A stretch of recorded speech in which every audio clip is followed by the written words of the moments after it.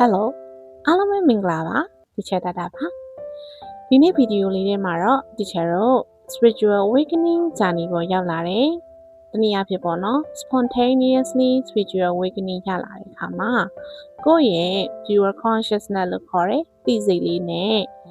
Ego Mind လို့ခေါ်တဲ့ထင်လည်နေတဲ့ဒီစိတ်ပေါ့နော်အဲ့အရာနဲ့ကြားထဲမှာအလှပပလေးဆိုတဲ့အကြောင်းကိုဒီချေတို့မြင်သာစေမဲ့ဥပမာလေးနဲ့ရှင်းလင်းပြပြပေးသွားပါမယ်။ဒါဆိုလို့ရှိရင်ကိုယ့်ရဲ့ journey မှာပေါ့နော်။ကိုက awakening journey လို့မသိခင်ရတော့ဘာလဲဘလို့လဲမိခွန်းနေနေပေါ့နော်။မိခွန်းနေကအမြဲတမ်းထုတ်နေတယ်။ကိုယ့်ရဲ့ဒီ ego mind လို့ခေါ်တဲ့ noisy roommate ကအမြဲတမ်းမိခွန်းနေထုတ်ပါတယ်။အဲ့ဒါကိုမှဒီချေတို့ကအဲ့မေကွန်တိုင်းကိုပေါ့နော်ခက်ချက်လုပ်ဖို့အတွေးတိုင်းကိုခက်ချက်လုပ်ဖို့ကတော့မလွယ်ဘူးပေါ့နော်လူသားဆိုတော့ဒီလိုမျိုးတစ်နေ့ကို8000လောက်တွေးနေတဲ့အတွေးတွေပေါ့မှာပါသွားတယ်မျောသွားတယ်ပေါ့နော်ဒါပေမဲ့ဒီချေတို့အနေနဲ့ကကိုယ့်ရဲ့ awareness လေးကပြစ္ဆုတ်ပံမှာငါဟာရှိနေတယ်ဆိုတာမျိုးပေါ့အတိလေးတတိလေးရှိလာပြီဆိုရင်ခေါင်းထဲမှာတွေးနေတဲ့ noisy roommate ကိုသတိထားမိလာတာပေါ့နော်။အဲကြတော့ဒါအတိတ်ကိုရောက်နေရပဲ။ဒါကတော့မရောက်သေးတဲ့အနာဂတ်ကိုရောက်နေတာစသဖြင့်ပေါ့နော်။လူသားတွေရဲ့စိတ်က illusion လို့ပြောတာပေါ့နော်။ဒီချရဲ့စိတ်ကပဲ illusion ဖြစ်စေတာပါ။ဘာဖြစ်လို့လဲဆိုတော့ကိုယ့်ရဲ့ mind ကနေပြီးတော့ထားပါတော့ဥပမာပေါ့နော်။မြင်သာစေမဲ့ဥပမာလေးနဲ့ပြောရမယ်ဆိုရင်ကိုဟာအတိတ်ကာလမှာပြီးသားအကြောင်းအရာကိုပြန်တွေးကြည့်ပါဆိုပြောလိုက်ရင်အဲ့နာကျင်ရတာပဲဖြစ်ဖြစ်ပျော်ရွှင်ရတယ်ပဲဖြစ်ဖြစ်ချက်ချင်းပေါ့နော်အခုချက်ချင်းပဲ right now ဖြစ်နေရပါမျိုးလုံးလေးမိတ်လိုက်တယ်ဒီလိုကာလမှာဒီလိုမျိုးအဖြစ်တွေနဲ့ငါကြုံခဲ့ရတာပဲဒီလိုမျိုးပေါ့ဒါကြောင့်မလို့တိုက်ဆိုင်တိုင်းမှာဒီ Sherry ရဲ့ဒီပေါ့နော်ဓာရမြင်အကြအာယုံအထိတွေ့စသဖြင့်ပေါ့နော်အဲ့အရာတွေကနေပြီးတော့ဝင်ခွင့်ပေးလိုက်တယ်တတိမရှိနေဘူးဆိုလို့ရှိရင်အဲ့ဒီချဲလဲမှုနောက်ကိုတစ်ချက်တော့ပါသွားမှာပဲပေါ့နော်ဒီဂျာနီပေါ်မှာကအတွေးတွေကဖုံးဆိုလုံးဝ bust out ဖြစ်လာတယ်အဲ့ပေါ်မှာမှတစ်ချက်တွေကတွေးမိနေတယ်ဒီနောက်ပြီးရင်ရုပ်ရှင်ကားလိုမျိုးပြန်မြင်ရတယ်အဲ့လိုအရာတွေကိုအမြဲတမ်းပေါ့နော်အတိတ်တွေရှိနေတယ်ဆိုရင်ဒါကအတိတ်ကဒါကတော့အနာဂတ်ရောက်နေတာနောက်ပိုင်းကျတော့တမားတွေတဖြည်းဖြည်းနဲ့တည်လာတဲ့အခါမှာပြစ္ဆုတ်ပံမှာပဲကိုကလုံလောက်ခြင်းတွေရှိနေတယ်မိမိဟာပြစ္ဆုတ်ပံမှာပဲအတိတ်တွေမြင်လာလေး the power of now ကိုမြင်တွေ့ရလေပေါ့နော်မြင်သာစေမဲ့ဥပမာလေးကိုထပ်ပြောပြရရင်နေနဲ့ဂျာနီပေါ်ရောက်လာတာဆိုတော့ခေါင်းထဲမှာအတွေးပေါင်း16000ကို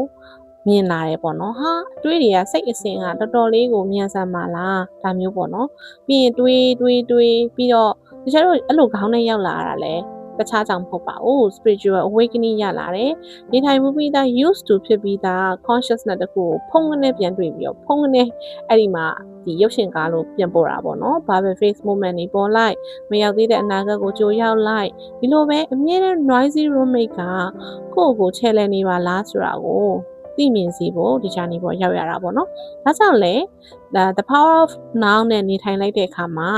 ကိုယ့်ရဲ့ပြစ္ဆုတ်ပံမှာပဲအရာအလုံးဟာ simultaneously happening right now ဆိုတာမျိုးပေါ့နော်ဖြစ်ပျက်ခြင်းဟာဒီပြစ္ဆုတ်ပံမှာပဲရှိနေတာတကယ် reality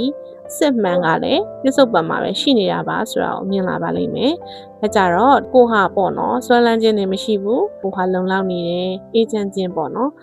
ရယူခြင်းတွေလည်းမရှိဘူးပေးဆက်ချင်တာလည်းမရှိဘူးကြိုက်တာလည်းမဟုတ်ဘူးမကြိုက်တာလည်းမဟုတ်ဘူးချစ်တာလည်းမဟုတ်ဘူးမုန်းတာလည်းမဟုတ်ဘူးဆိုတဲ့ကာလတွေပေါ့နော်အဲ့လို movement တွေကိုကြုံတွေ့ရပါလိမ့်မယ်ကြုံတွေ့လာတဲ့အခါမှာကိုဟာ soul ဆိုတာလေးကအေးချမ်းခြင်းပဲဘာမှရှိနေအောင်မဟုတ်ဘူးဆိုတာမျိုးပေါ့နော်အဲ့ခါမှာဒီချယ်ရိုရဲ့ဒီပေါ့အတိတ်တတိစိတ်ကလေးကပြစ္ဆုတ်ပံမှာမြင်နေရပါတော့ဒါကြောင့်လည်းအတိတ်နာဂတ်ပြစ္ဆုတ်ပံဆိုတာတစ်ဆက်တည်းဖြစ်နေရဲလို့ပြောတာပါ break name တွေဖြစ်တဲ့တကယ် spiritual master တွေကပေါ့နော် duality နဲ့ non duality ဖြစ်ခြင်းအကြောင်းတွေကိုပြောပြခဲ့တယ်ပြီးတော့ teacher ရဲ့ separated mind ကနေခွဲမြင်နေတဲ့အကြောင်းအရာတွေက illusion တွေဖြစ်စေပါတယ်ဆိုတာမျိုးကိုလည်းပြောပြခဲ့ရပေါ့နော်ဒါကြောင့်teacher က soul ဆိုတာလေးနဲ့ ego mind နဲ့ရဲ့ကြားထဲမှာပပလေးဖြစ်ပါတယ်အလှပလေးပါ teacher ဆိုရင်လည်း ego တက်တဲ့ moment တွေရှိပါတယ် ascension center တွေကိုတွေ့ရတယ်ဆိုတိုင်းပေါ့နော်ထူးခြားပြောင်းလဲပြီးတော့လုံးဝပေါ့ဆရာကြီးလို တခြားထူးခြားတဲ့သူလို့ special ကြီးလို့ဖြစ်သွားတာမဟုတ်ပါဘူးအတိအတိလေးရှိလာတယ်အဲ့ဒီမတိုင်ခင်မှာပြောပြထားသလိုပေါ့နော် page မှာလည်း share ပေးထားသလိုခန္ဓာကိုယ်တွေကနေဝိညာဉ်ထွက်သွားသလိုအခိုက်အတန့်နေဒါမျိုးတွေလည်းကြုံရတယ်ပြီးတော့ပေါ့နေနဲ့ပေါ့နော်ဒီဂျာဘူးလိုမျိုးသိနေသလိုကြိုးသိထားတာမျိုးလိုဒါမျိုးပေါ့နော်တစ်ခါမှလည်းမကြုံဘူးပဲနဲ့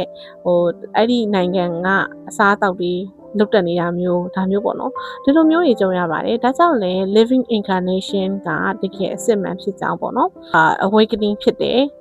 ဇက်တိုက်ဆိုသလိုပေါ့နော် stimulate လုပ်ပြီးတော့ကို awakening ဖြစ်စေတာပါအဲ့လိုဆိုရင်မိကုံးမင်းလာစရာရှိပါတယ်ဒီချိန်other self ကိုပေါ့နော်မတွေ့ချင်ပါဘူးမရွေးချင်ပါဘူးမပြောချင်ပါဘူးဘာမှမလုပ်ချင်ပါဘူးဆိုပြီးရှောင်ပြေးမယ်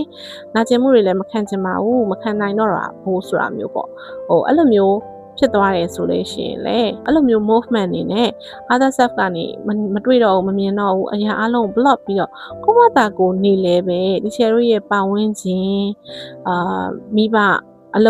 လုပ်ပေါ့နော်အလုပ်ဌာနနေရာဒါမျိုးအကုန်လုံး condition တွေအကုန်လုံးကနေပြီးတော့ကိုယ့်ကို triggers တွေကိုဖြစ်စေပြီးတော့ကိုဒီ awakening journey ပါဆိုတာကိုမြင်စီရပေါ့နော် ego ဆိုတာက never endless ဖြစ်ပါတယ်အတိအတိလွတ်တာနဲ့ဒီ share ရဲ့ဒီ ego mind ရဲ့ချဲလဲမှုတွေနောက်ကိုဖတ်ပါတော့တာပေါ့နော်ကြုံတွေ့ခဲ့ရတဲ့ experience လေးကို share ပေးရမယ်ဆိုရင်ဒီ share အနေနဲ့ကပေါ့နော်ဒီမှာ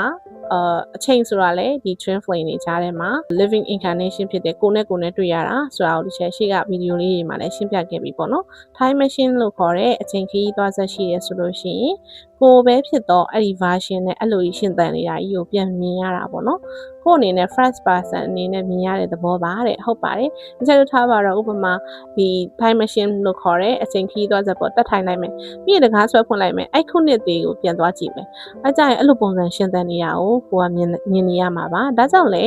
one soul in two bodies ဆိုတာက energy ကို handle လုပ်တတ်ရင်အဆင်ပြေတာပေါ့နော် spiritual awakening ရဖို့တွေ့ရတာဖြစ်တယ်ဆိုတာကိုကခိုင်မာတိဆောက်ထားရုံပါပဲဒါကြောင့်လေဒီချက်ရဲ့အတွေ့အကြုံလေးလည်း share ပေးပါအောင်မယ်ဒီချက်ကပုံမှန်ဆိုလို့ရှိရင်ဒီမှာကအချိန်ကတော့ different ဖြစ်နေရပေါ့နော်ဒီ 3D ဆိုတော့ကိုကအိတ်တဲ့အချိန်ဆိုလို့ရှိရင် other self ဒီချက်ရဲ့ another body ပေါ့လို့ခေါ်မှာပေါ့နော် another version ကထမင်းစားချိန်အများကြီးဖြစ်တယ်ပေါ့နော်အများကြီးထမင်းစားချိန်ဆိုတာကိုကသိနေတော့အဲ့လိုအသိရဆွဲနေရပေါ့နော်ဆွဲကင်ထားတာဖြစ်တဲ့အတွက်အဲ့ကြံထမင်းစားနေပြီပဲကိုကထင်တယ်ဒီချိန်တော့သူထမင်းစားနေပြီဒီချိန်ဆိုရင်တော့သူကအလောက်ကပြန်လာပြီစသဖြင့်ပေါ့နော်ဒါမျိုးတွေးပြီးတော့ခွဲမြင်တဲ့ဟာကမတိမတာ separation consciousness လေးဖြစ်နေတော့စာမလားသတင်းမကြားတွေဖြစ်ပူပါတယ်ဒါကြောင့်လေကိုနဲ့ပြန်တွေ့ရတဲ့ journey ဆိုတော့ပြောရမယ်ဆိုလို့ရှိရင်အချိန်ဆိုတာမရှိနေတာကိုခဏမေ့သွားတာပေါ့နော်မေ့သွားတယ်ဒီလိုမျိုးပဲ illusion ထဲမှာဖြစ်သွားပြီးတော့ဒီချိန်ဆိုတော့သူကဘာလုပ်နေပြီဒီချိန်ဆိုတော့သူကအလောက်ကပြန်လာပြီစသဖြင့် level တက်လိုက်တဲ့အခါမှာစာမလားသတင်းမကြားဖြစ်သွားတယ်ပေါ့နော်ဒါကြောင့်လေအရာအလုံးဟာပြစ္ဆုတ်ပံမှာပဲဖြစ်ပြနေတာ present moment ကိုကသတိလွတ်သွားတာပေါ့နော် level တက်လို့လည်းမရပါဘူးဒါကြောင့် twin flame journey ရဲ့လို့မဟုတ်ပါဘူးတဲ့ဒါက this is your mastery journey this is your awakening journey ဖြစ်ပါတယ်เนาะ subject object relationship လို့ထင်နေမိရင်เนาะဒီချက်တို့ကသူငါ